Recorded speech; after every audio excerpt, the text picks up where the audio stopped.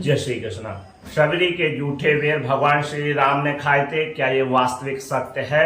आइए जानते हैं। पहले आप ये वीडियो सुन लीजिए। सबरी बेर लाई थी, सबरी बेर खिलाई थी, तो अब तुलसी ने लिखे, नहीं लिखे, भूल गया लिखने को, तो भूल गया लिखने को।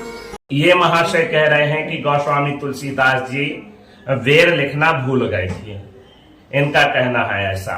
अच्छा, आपने अक्सर ही बचपन से सुना होगा कि श्री राम ने शबरी की जूठे वेर खाए हैं, शबरी ने भगवान श्री राम को जूठे वेर खिलाए हैं।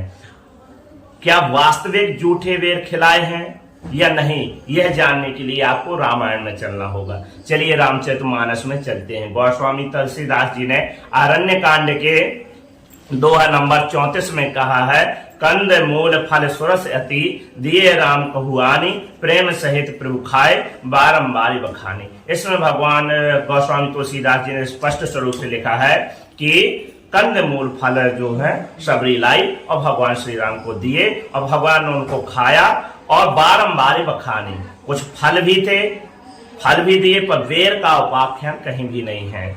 अब थोड़ा आप आध्यात्म रामायण में भी देखेंगे तो आध्यात्म रामायण में भी स्पष्ट लिखा हुआ है कि भगवान श्री राम को उन्होंने कंदमूल फल दिए, वेरों का कोई उपाख्यान नहीं है। यदि वेर का उपाख्यान होता तो वो क्या लिखते हैं? बद्री फल लिखते हैं। वेरों को संस्कृत में बद्री फल कहते हैं। अब यदि बद्री फल लिखते तो आप मान सकते थे कि शबरी ने भगवान श्री राम को वेर खिलाए हैं। चलिए अब थोड़ा आगे इसी में बढ़ते हुए, वैसे तो मुझे ज्यादा जानकारी नहीं है, फिर भी मैंने कुछ शास्त्रों में से कुछ निकाल के आप सभी के समक्ष रखा है, तो उसको बताने की कोशिश कर रहा हूं।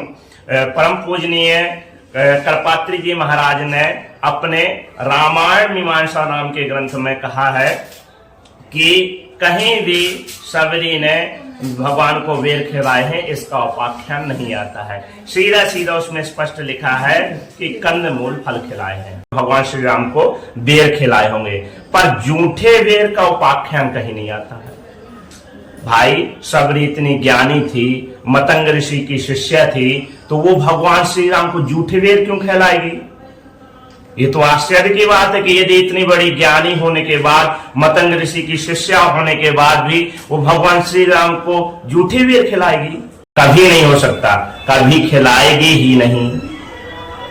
हाँ, शबरी की भक्ति सच्ची थी, इसमें कोई संदेह नहीं है, लेकिन जूठे वेर की बात ग्रंथ से आधारित नहीं है। ये अफवाह फैलाई गई है और यह अफवाह कथा वाचकाओं के द्वारा एवं कथा वक्ताओं के द्वारा ये बात फैलाई गई है ताकि लोगों में भक्ति विभोर हो सके, लेकिन झूठ का सहारा भक्ति के लिए ये लेना पड़े, ये बहुत गलत है। भाई यदि आपको कुछ अच्छा करना तो झूठ का सहारा लेकर के करना है। हकीकत तो ये है कि जो कथावाचक हैं उन्होंने ग्रंथों का अध्ययन नहीं किया है। जो ये बात बता रहे हैं कि शबरी ने जूठे वेर खिलाए हैं, उनके लिए मैं कहना चाहता हूं कि उन्होंने ग्रंथों का अध्ययन नहीं किया है। उन्होंने सुनी सुनाई बात को बोला है, बताया है कि ये ऐसा ऐसा है, बाकी ऐसा कुछ लेना देना नहीं है। उनको अच्छे से ग्रंथों का अध्ययन करना चाहिए और ग्रंथों में देखना चाहिए कि वास्तविक में क्या लिखा हुआ है ग्रंथों में। यदि वो देखेंगे तो उनको स्पष्ट स्वरूप से दिखाई देगा कि कहीं भी वेर का उल्लेख नहीं है, कंदमूल फल का ही उल्लेख है। हमें कथाओं का एवं कथावाचकाओं का सम्मान करना चाहिए, लेकिन सत्य जानना भी परम जरूरी है। सत्य क्या है यह जानना भी आवश्यक है।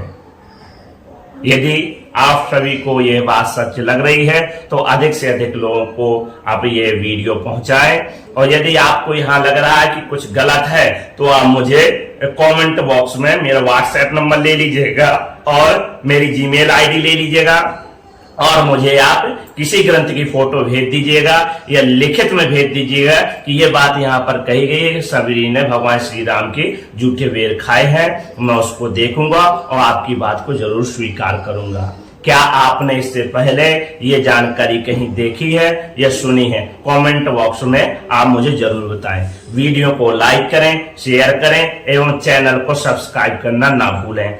और अधिक से अधिक लोगों को ये वीडियो पहुंचाएं ताकि उनको जानकारी हो सके कि वास्तविक सत्य क्या है, हमारे ग्रंथों में क्या लिखा है। यह जानकारी होना परम आवश्यक है। हर एक व्यक्ति को यह जानकारी होना चाहिए कि हमारे ग्रंथों में जो लिखा है क्या वही बताया जा रहा है, क्या वही जानकारी हमारे पास है। यदि नहीं है तो वास्तविक सत्य क्या है ये जरूर जानें।